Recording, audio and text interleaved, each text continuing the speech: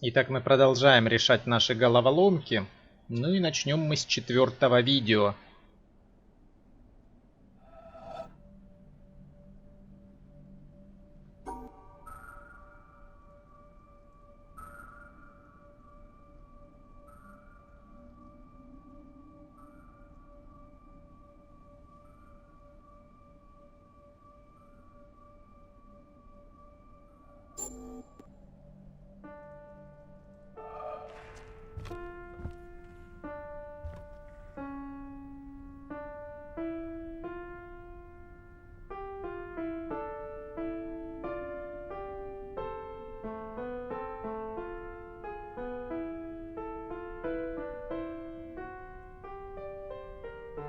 How many of you here have personally witnessed a total eclipse of the sun? To stand one day in the shadow of the moon is one of my humble goals in life. The closest I ever came was over 30 years ago. On February 26, 1979, a solar eclipse passed directly over the city of Portland. I bought my bus tickets and found a place to stay, but in the end, I couldn't get the time off work. Well, anyone who lives in Portland can tell you that the chances of catching the sun in February are pretty slim. And sure enough, the skies over the city that day were completely overcast. I wouldn't have seen a thing. That work I couldn't get out of was my first job out of college.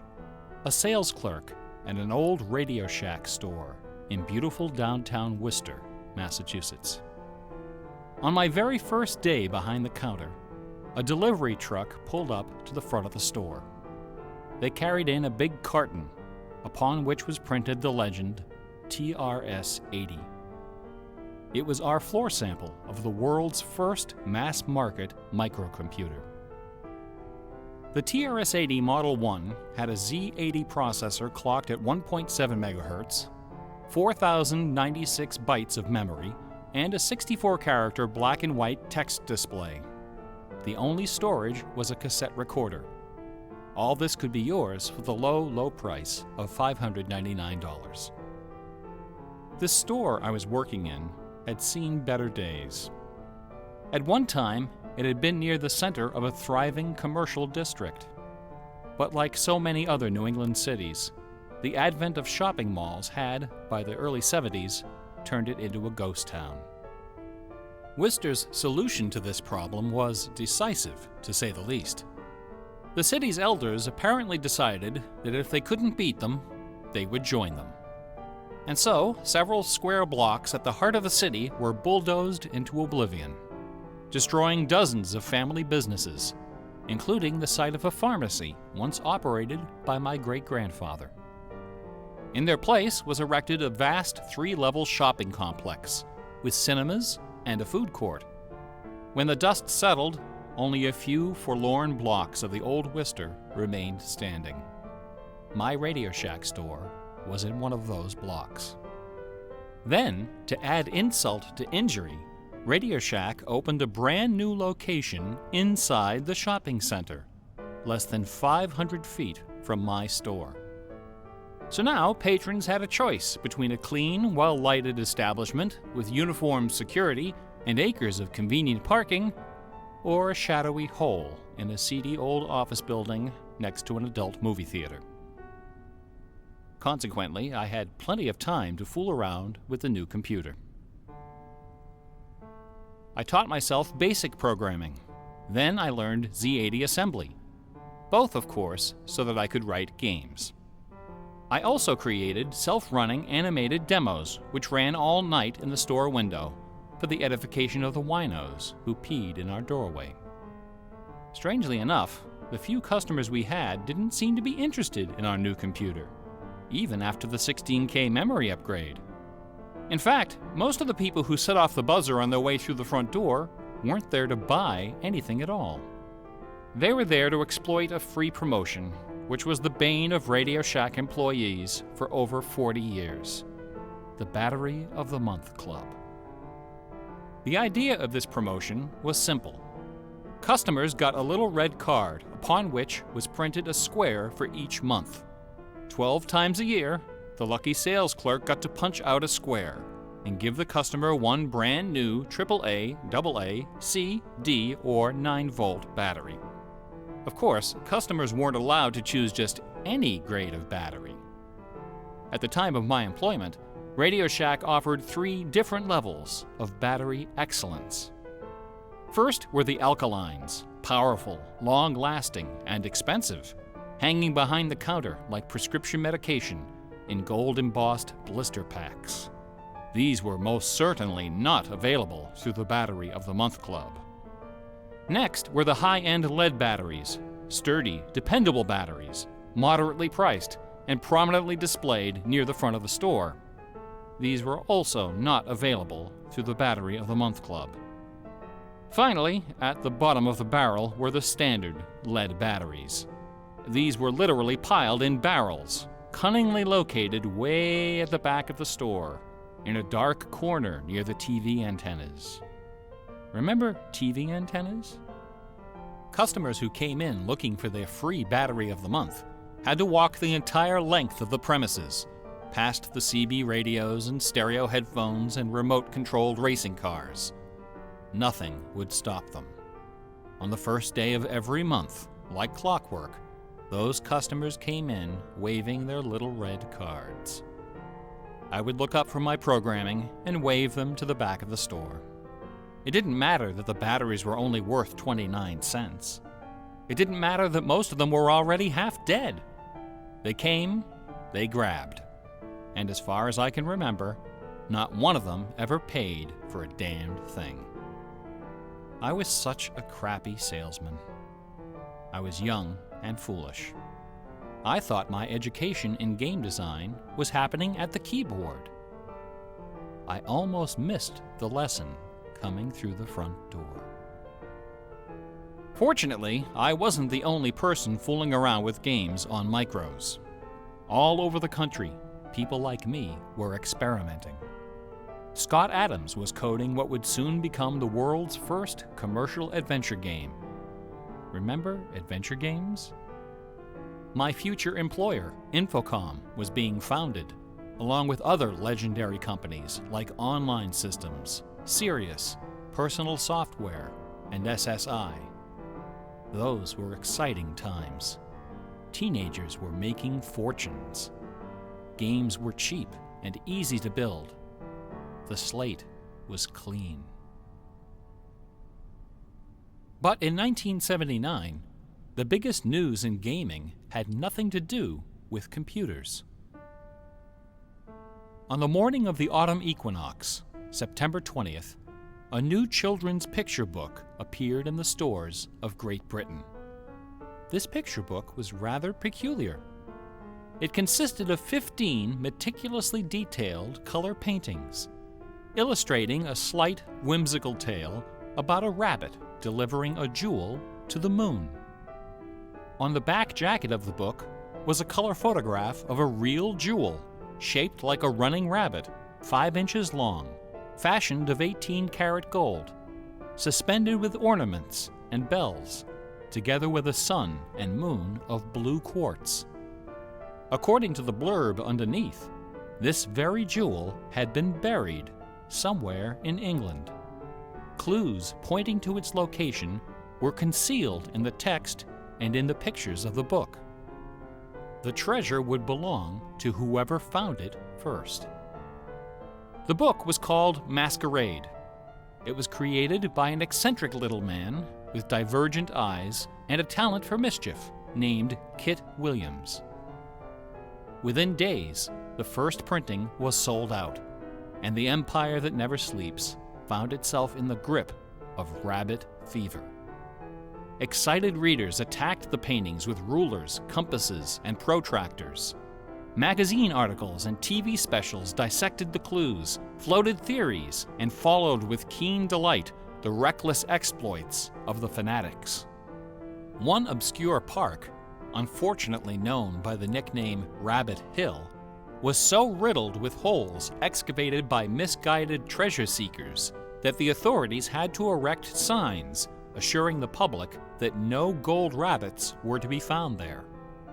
Some hunters ended up seeking psychological counseling for their obsession. The craze leapt over the Atlantic Ocean and invaded America, France, Italy, and Germany. It sold over 1 million copies in a few months, a record unrivaled by any children's title until the advent of Harry Potter. Over 150,000 copies were sold in foreign translations, including 80,000 copies in Japanese, despite the fact that the puzzle was only solvable in English. It didn't matter that the masquerade jewel was only worth a few $1,000s. Many seekers spent far more than that in their months of exploration and travel. It was the thrill of the chase, the possibility of being the one. Treasure hunts, secret messages, and hidden things seem to exert an irresistible appeal. They're fun to look for and to talk about, and this fact of human psychology has been exploited in computer games since the earliest days. It finds expression in the hidden surprises we call Easter eggs. Atari's Stephen Wright is credited with coining this term in the first issue of Electronic Games magazine. The first Easter egg in a commercial computer game appeared in an early Atari 2600 cartridge called, simply enough, Adventure. By a sequence of unlikely movements and obscure manipulations, players could discover a secret room where the words "Created by Warren Robinette" appeared in flashing letters. Over the decades, Easter eggs and their evil twin, cheat codes, have become an industry within an industry. Entire magazines and websites are now devoted to their carefully orchestrated discovery and dissemination. They're part of our toolkit, our basic vocabulary, the language of computer game design. Computer gamers may have been the first to refer to hidden surprises as Easter eggs, but we certainly weren't the first to use them. Painters, composers, and artists of every discipline have been hiding stuff in their works for centuries. The recent advent of VCRs and Laserdisc players with freeze-frame capability exposed decades of secret Disney erotica. Thomas Kincaid, the self-appointed painter of light, amuses himself by hiding the letter N in his works. A number beside his signature indicates how many N's are hidden in each painting. Picasso, Dali, Raphael, Poussin, and dozens of other painters concealed all kinds of stuff in their paintings. A favorite trick was hiding portraits of themselves, their families, friends, and fellow artists in crowd scenes. El Greco loved dogs, but the Catholic Church forbid him from including any in his sacred paintings. So he hid them, usually within the outlines of celestial clouds. Composer Dmitri Shostakovich chafed under the political censorship imposed by the Soviet Ministry of Culture. His symphonies and chamber works are loaded with hidden signatures and subversive subtexts which, had they been recognized, would have sent him to Siberia. Mozart's opera, The Magic Flute, is filled with musical allusions to the rituals of the Freemasons, the ancient secret society of which he and his mentor Haydn were members. But the most famous purveyor of Easter eggs is that champion of the late Baroque, the ultimate musical nerd, Johann Sebastian Bach. Bach was a student of gematria, the art of assigning numeric values to letters of the alphabet. A equals 1, B equals 2, C equals 3, etc. By comparing, sequencing, or otherwise manipulating these numbers, secret messages can be concealed. Bach took particular delight in the geometrical numbers 14 and 41. 14 is the sum of the initials of his last name, B equals 2, A equals 1, C equals 3, and H equals 8. 41 is the sum of his expanded initials, J.S. Bach. These two numbers show up over and over again in Bach's compositions. One of the better-known examples is his setting of the chorale Vor deinem Thron. The first line of the melody contains exactly 14 notes, and the entire melody, from start to finish, contains 41. Another of Bach's favorite games was the puzzle canon. A canon is a melody that sounds good when you play it on top of itself, a little bit out of sync. Frère Jacques and Row, Row, Row Your Boat are familiar examples of simple, two-voice canons. But a canon can employ any number of voices, and you don't have to play each voice the same way either. You can change the octave, transpose the key, invert the pitch, play it backwards, or any combination. Finding melodies that make good multi-voice canons is a fussy and difficult art, of which Bach was an undisputed master. Now, in a puzzle canon, the composer specifies the basic melody and the number of voices, but not the relationship of the voices. The student has to figure out the position and key of each voice, and whether to perform them inverted and/or backwards. Bach wrote quite a number of puzzle canons. The most famous, BWV 1076, is part of a fascinating story. One of Bach's students was a fellow by the name of Lorenz Misler, founder of the Society of Musical Science. This elite, invitation-only institution devoted itself to the study of Pythagorean philosophy and the union of music and mathematics. Its distinguished membership reads like a who's who of German composers, including Handel, Telemann, and eventually Mozart. Applicants for membership in the society were required to submit an oil portrait of themselves, along with a specimen of original music. With nerdly efficiency, Society member number 14 decided to combine these admission requirements into a single work. He sat for a portrait with Elias Hausmann, official artist at the court of Dresden.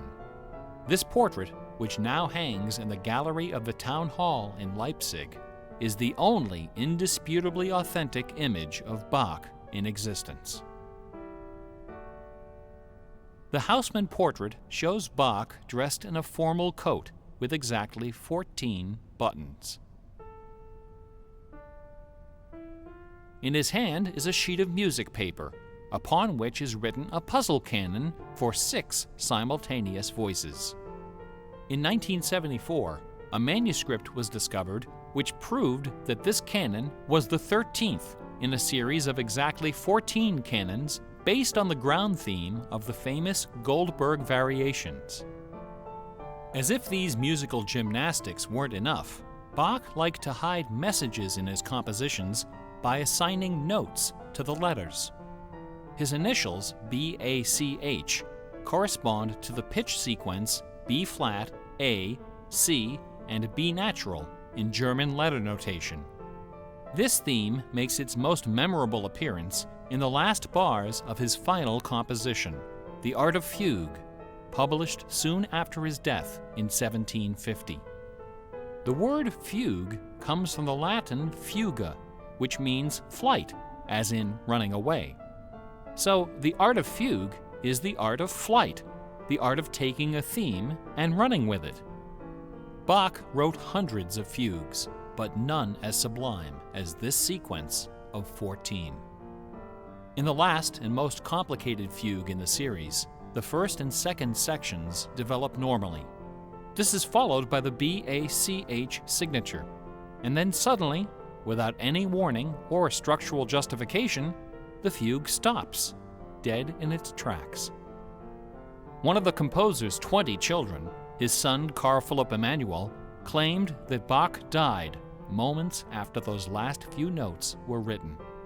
This story is probably apocryphal. The Easter eggs in Bach's music are a pleasant obscurity, known chiefly to professors and students of Baroque music.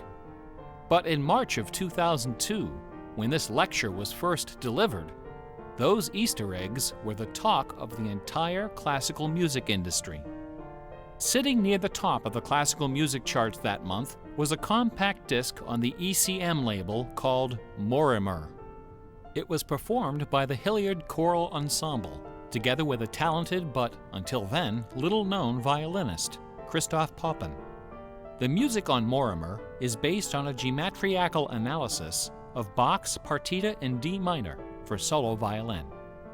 This analysis, by German professor Helga Thon, assigns numeric values to the duration of notes, the number of bars, and the German letter notation of the partita. In doing so, she claims to have discovered the complete text of several liturgical ceremonies encoded in the notes. The CD presented these hidden texts superimposed over the original music. The result was strangely melancholy, dark, haunting, and very, very popular. Quite a few music critics attacked this disc. They didn't buy Professor Thon's analysis, dismissing it as a combination of numerology and canny marketing. Their caution was not without basis. Numerology is a slippery slope down which many a fine mind has slid to its doom. Allow me to offer an amusing anecdote from my own experience. Back in the early 90s, before the internet took off, one of the more popular online bulletin board systems was a service called Prodigy. I bought an account on Prodigy so I could join a fraternal interest group and gossip with fellow members around the country. One day, a stranger appeared on our bulletin board. Right away, I knew we were in trouble. This fellow, whose name was Gary, began spouting all kinds of apocalyptic nonsense about worldwide conspiracies, secret societies, and devil worship. At first, we tried to be polite. We questioned his sources, corrected his histories, logically refuted his claims, and tried to behave in a civilized manner. But instead of soothing him, our attention only made him worse. His conspiratorial warnings became urgent, approaching hysteria. He began to threaten people who disagreed with him. To coin a phrase, Gary went all uppercase. But his most urgent warnings weren't about the gays, the Jews, the Rockefellers, or the Illuminati. According to Gary, the greatest enemy of mankind was Santa Claus. Gary claimed to possess a secret numerical formula that proved beyond a shadow of a doubt that Santa Claus was an avatar of the Antichrist. Intrigued, we pressed Gary to reveal his formula. In doing so, we walked right into his trap. We should have known he had a book to sell. I fell for it. I sent him the $15. Less than a week later, the book arrived. Above an ominous photograph of the Washington Monument was emblazoned the title, 666, The Final Warning. Inside this privately printed 494-page monster, Gary reveals a simple geometrical formula, which he claims was developed by the ancient Sumerians. This formula assigns successive products of 6 to each letter of the alphabet. A equals 6, B equals 12, C equals 18, etc. Imagine my dismay when I applied this ancient formula to the name Santa Claus and obtained the blasphemous sum of 666, the biblical number of the beast. I went on Prodigy and reported to the stunned members of our interest group that Gary was right after all. There could be no doubt that according to the unimpeachable wisdom of ancient Samaria, Santa Claus was the Antichrist. I then went on to point out several other names which, when submitted to Gary's formula, also produced the sum 666. Names like St. James, New York, and New Mexico. Soon the bulletin board was filled with discoveries like computer, Boston tea, and most sinister of all, sing karaoke. Gary left us alone after that. I got my $15 worth. But Gary is hardly the first person to connect secret codes to the Bible. People have been looking for Easter eggs in the Bible for hundreds of years. The Hebrew mystical tradition of Kabbalah can be described as a geometrical meditation on the Pentateuch. the first 5 books of the Old Testament. The advent of computers has made the application of numerology to the Bible fast and efficient. The latest spate of Bible searching was instigated by a book published in 1998 by Michael Drosnin, a former Wall Street Journal reporter. His book, The Bible Code, applied a skip cipher in which every nth character in a text is combined to form a message.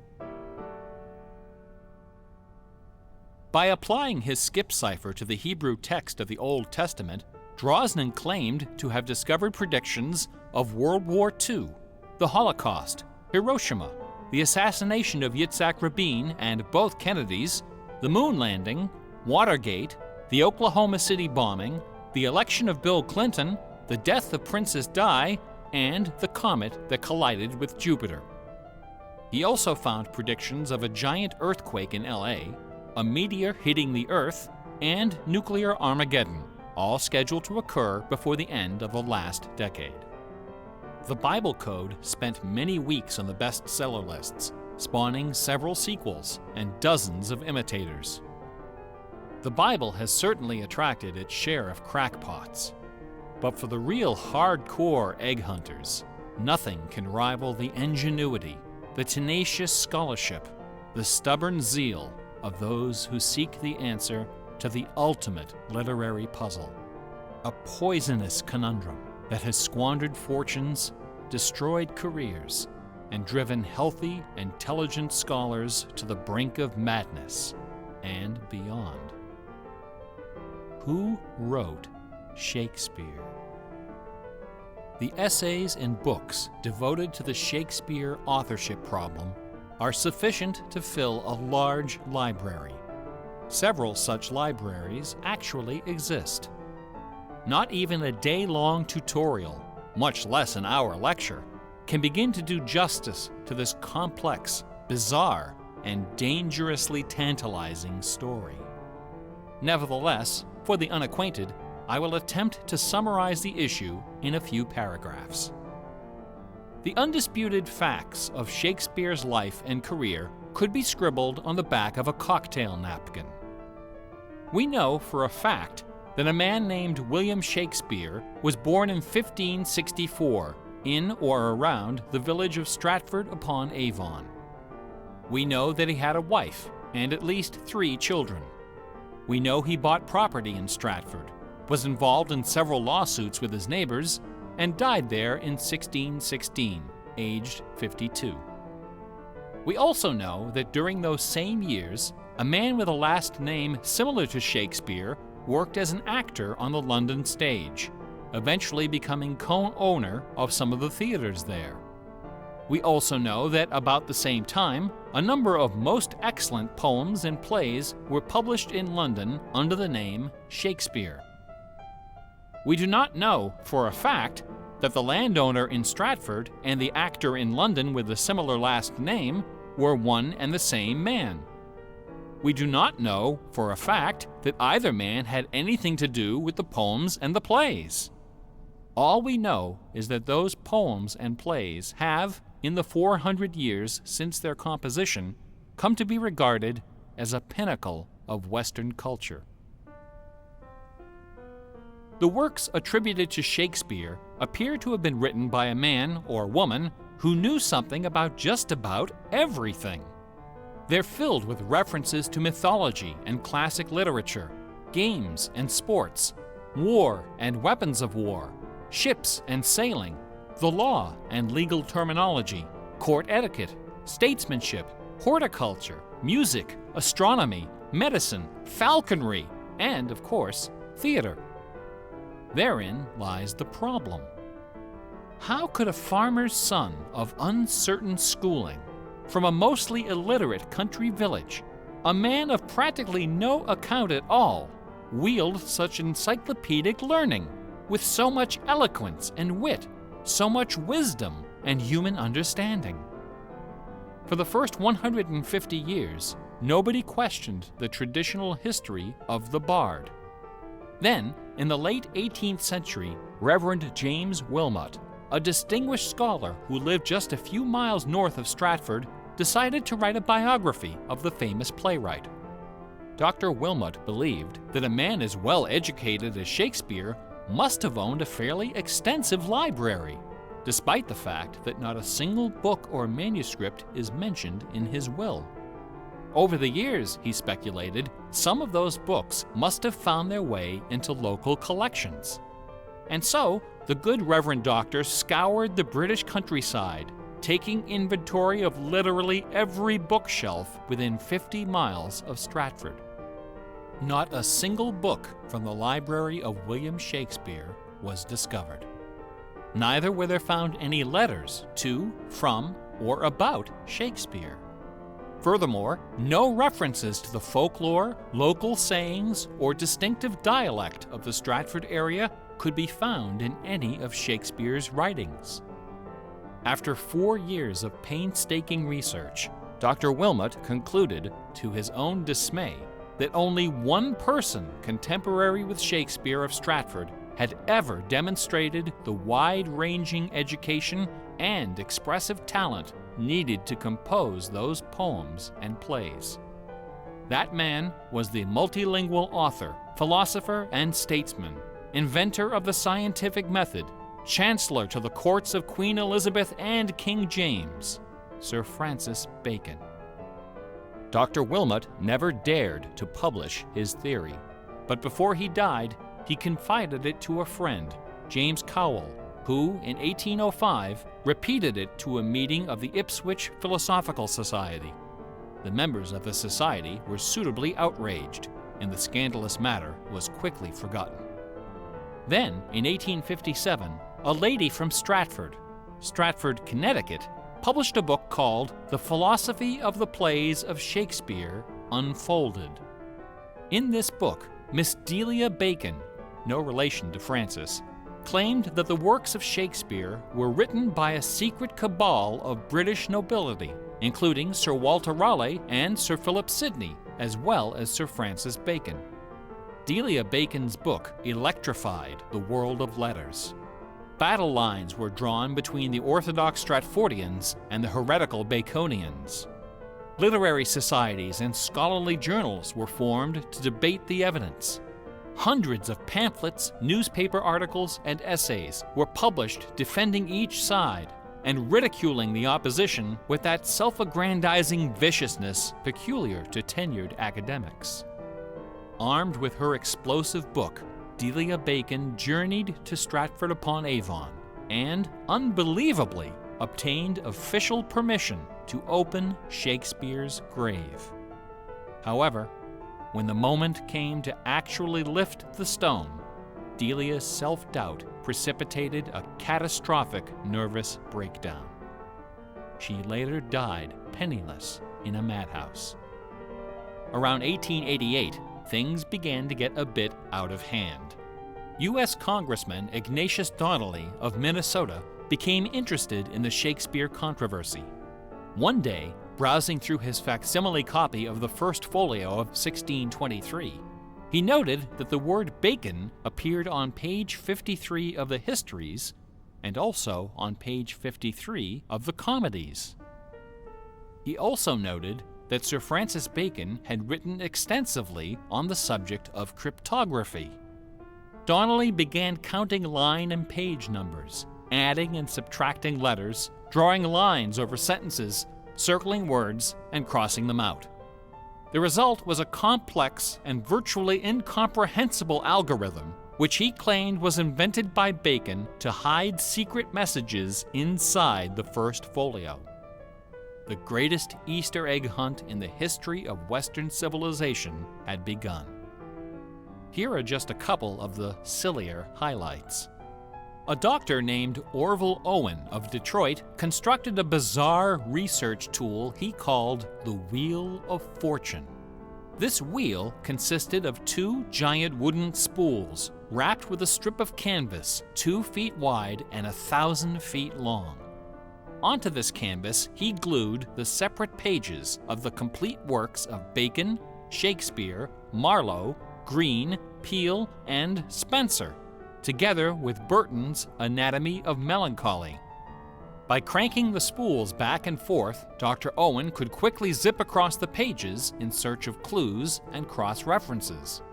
Employing a large team of secretaries and stenographers, Owen claimed to have uncovered a complete alternative history of Elizabethan England, as well as several entirely new Shakespeare plays and sonnets.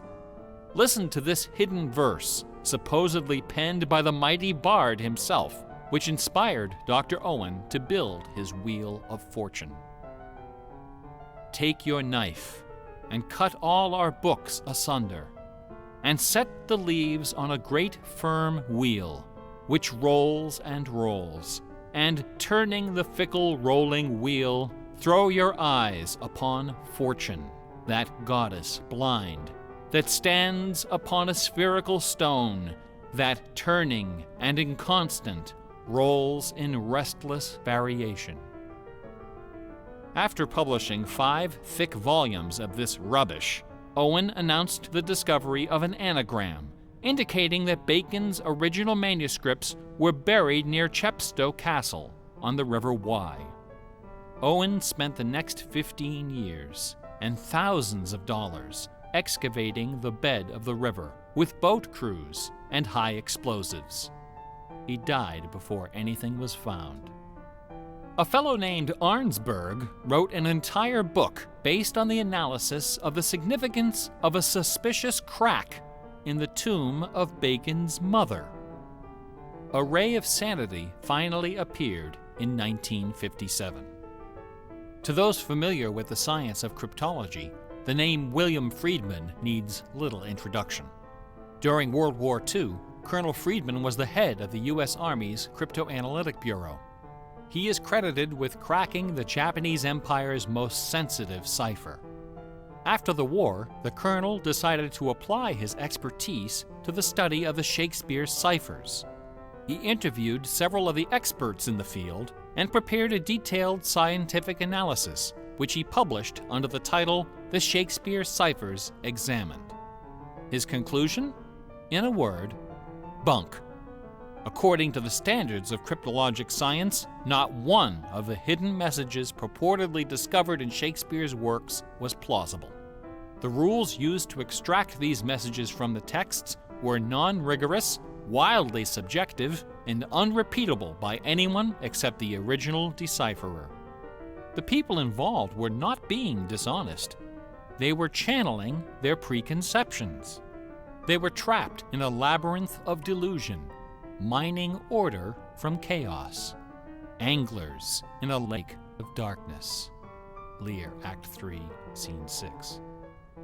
You would think that Friedman's cold and ruthless exposure would be enough to silence the heretics once and for all. Not a chance. The books and TV specials and websites and conferences and doctoral dissertations keep right on coming. I should point out that the Shakespeare authorship issue is not only the preoccupation of cranks and weirdos.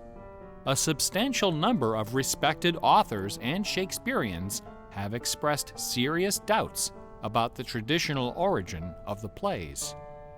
The list includes Nathaniel Hawthorne, Ralph Waldo Emerson, Walt Whitman, Henry James, Sam Clemens, Sigmund Freud, Orson Welles, and Sir John Gielgud. Living skeptics include the artistic director of the New Globe Theatre, Mark Rylance, Michael York, Derek Jacobi, Kenneth Branagh, and even that most revered and scholarly of contemporary Shakespearean actors, Keanu Reeves. The current leading candidate for the authorship is Edward de Vere, the 17th Earl of Oxford, a theory first proposed in 1920 by an English schoolmaster with the unfortunate name J. Thomas Looney. What is it about Bach, the Bible, and the works of Shakespeare that inspires this intense scrutiny? Nobody's looking for acrostics in Chaucer or Keats. There are no hit CDs of the secret chorales of Wagner or Beethoven. For the answer, we need to recognize the unique roles which the Bible and Shakespeare have played in the development of Western culture. No other single work of literature has influenced modern English more than the translation of the Holy Bible published in 1611 under the auspices of King James I. The King James Bible exemplifies the meaning of the word classic. It has been called the noblest monument of English prose, the very greatest achievement of the English language. It has served as an inspiration for generations of poets, dramatists, musicians, politicians, and orators. Countless people have learned to read by repeating the phrases in this, the only book their family possessed.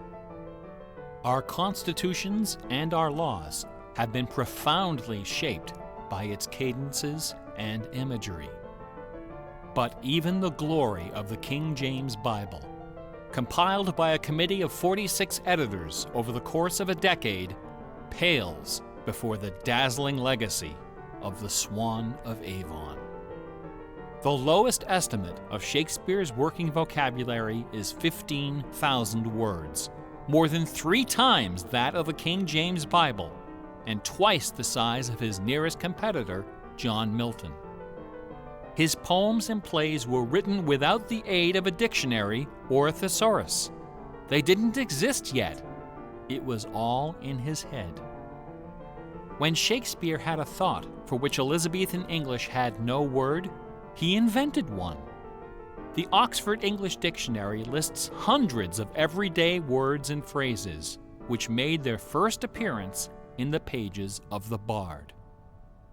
Addiction, alligator, assassination, bedroom, critic, dawn, design, dialogue, employer, film, glow, gloomy, gossip, hint, hurry, investment, lonely, luggage, manager, switch, torture, transcendence, wormhole, zany.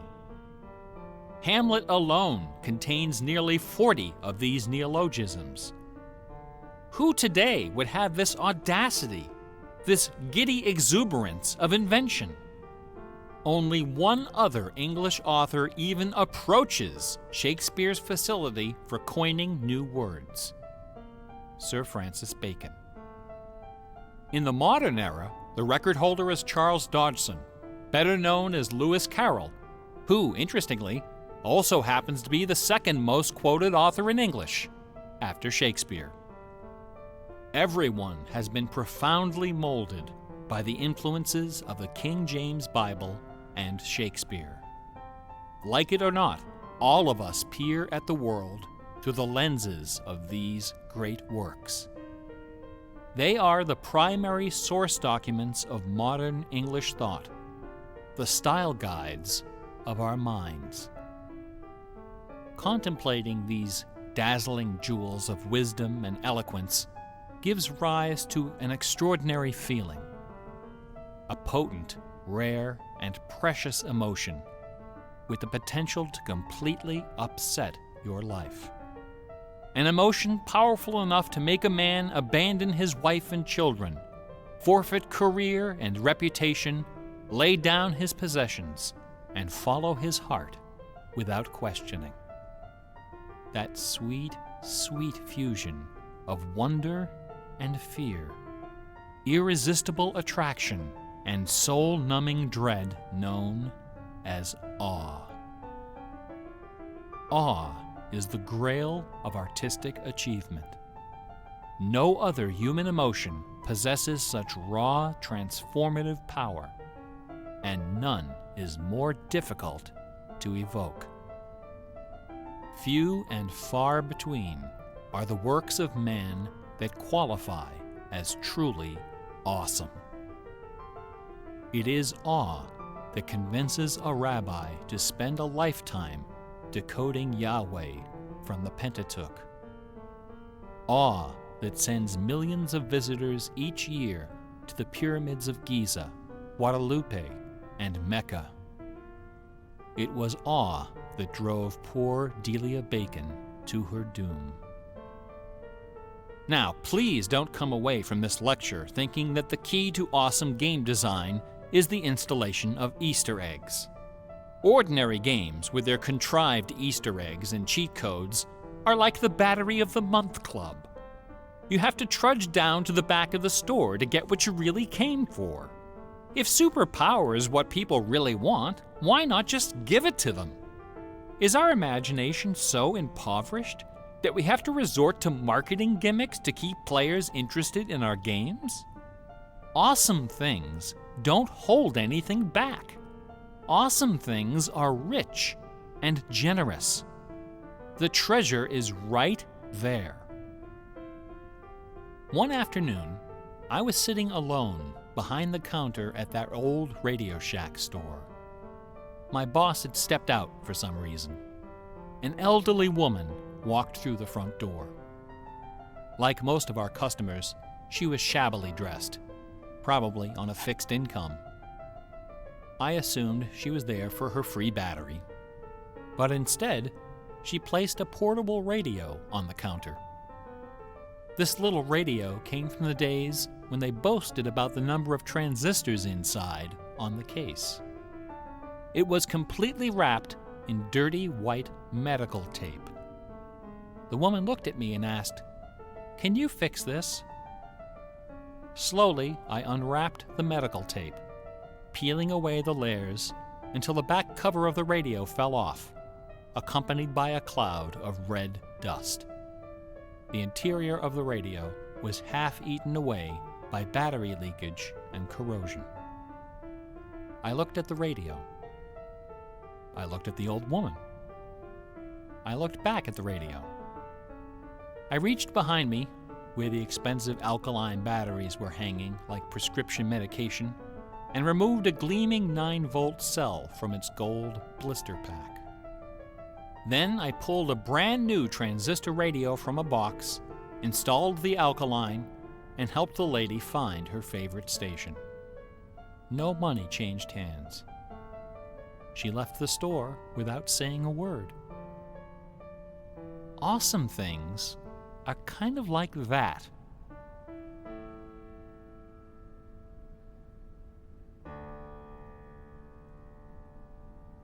Bach offered his students very specific insight into the source of awe.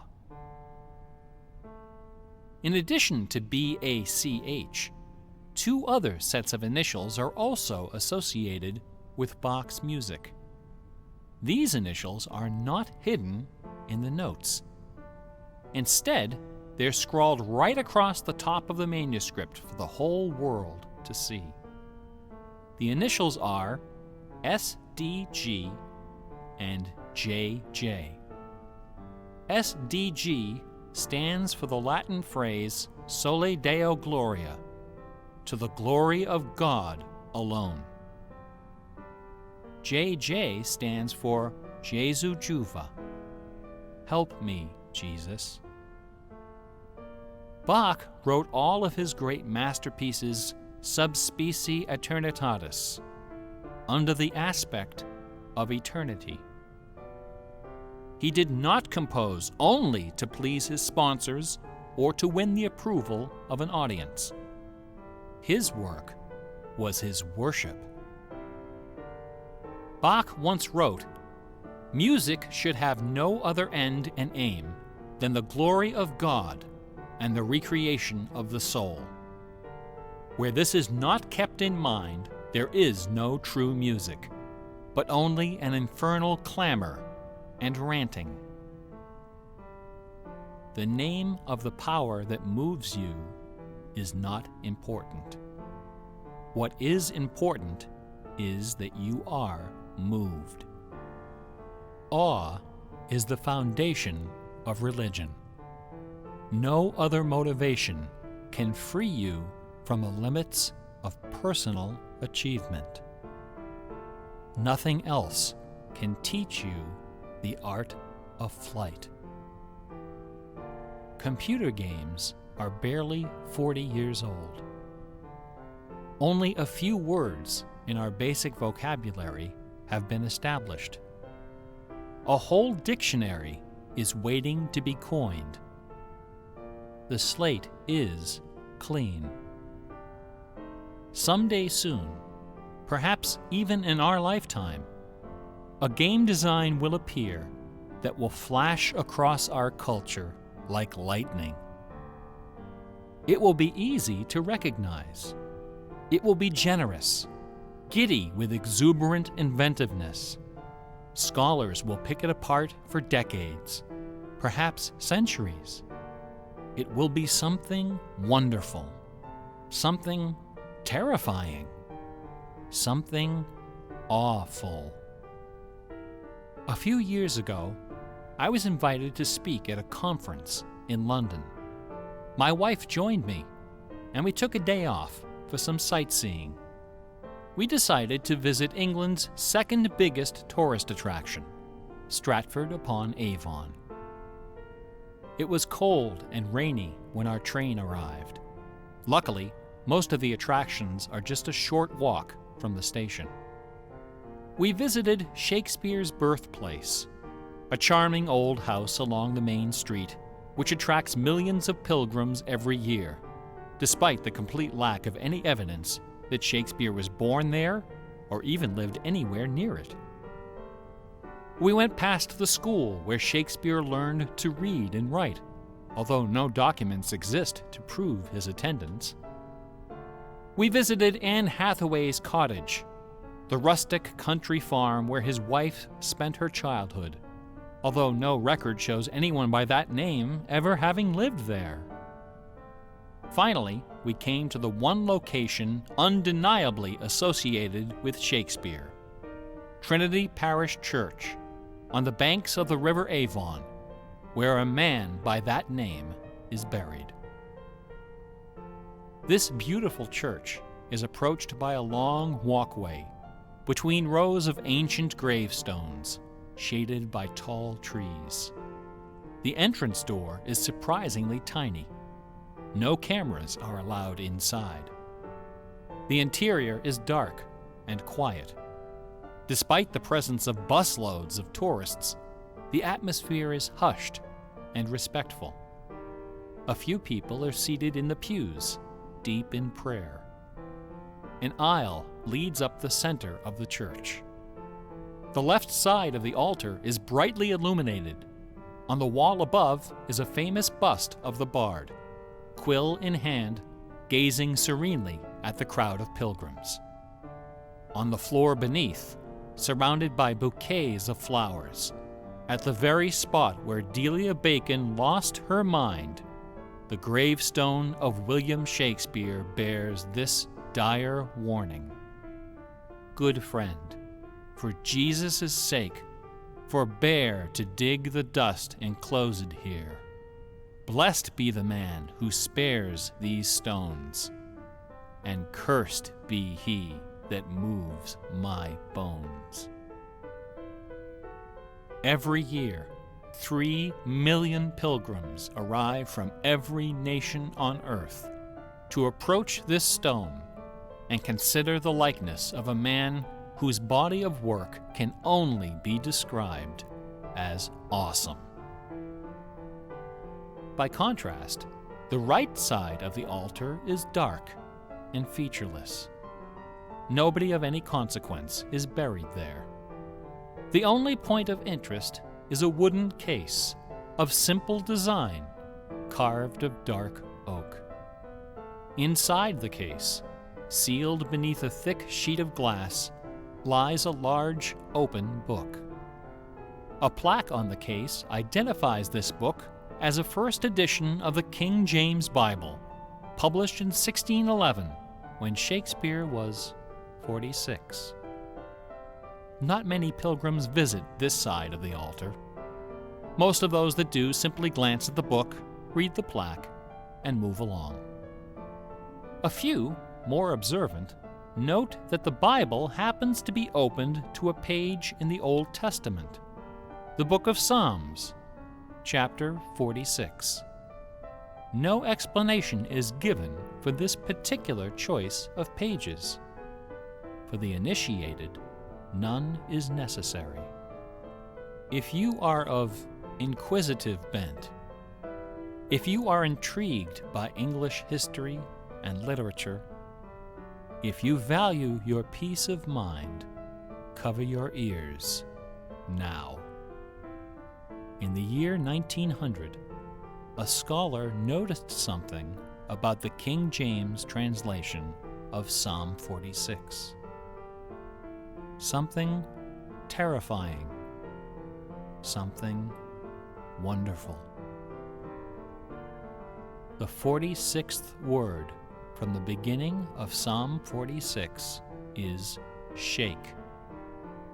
The 46th word from the end is spear. There are only two possibilities here. Either this is the finest coincidence ever recorded in the history of world literature, or it is not. The Earth revolves around only one sun and has only one moon. The moon happens to be 400 times smaller than the sun. The sun happens to be 400 times farther away. And the apparent paths of the moon and sun in our sky happen to intersect exactly twice every month. Which means that every now and then, at long yet precisely predictable intervals, the lunar disk slips across the face of the sun and just barely conceals it for a few wonderful, terrible minutes. A fine coincidence, no? In June of 1977, a little man with divergent eyes and a talent for mischief ascended a hilltop in the British village of Ampthill. At the summit of this hill is a tall, slender cross, a memorial to Catherine of Aragon, the first wife of Henry VIII. The sun, high in the south, cast the shadow of the cross upon the grassy hillside. At exactly 12 noon, the man removed from his pocket a bar magnet. He turned the magnet so its north pole was facing south and buried it under the shadow of the cross. 2 years later, a few hours before the publication of his first book, the man returned to that hillside, this time in the dead of night. He used a compass to locate the magnet he had buried. In that same place, he dug a hole in the ground and placed inside a ceramic container inscribed with the following words: "I am the keeper of the jewel of masquerade, which lies waiting safe inside me for you or eternity."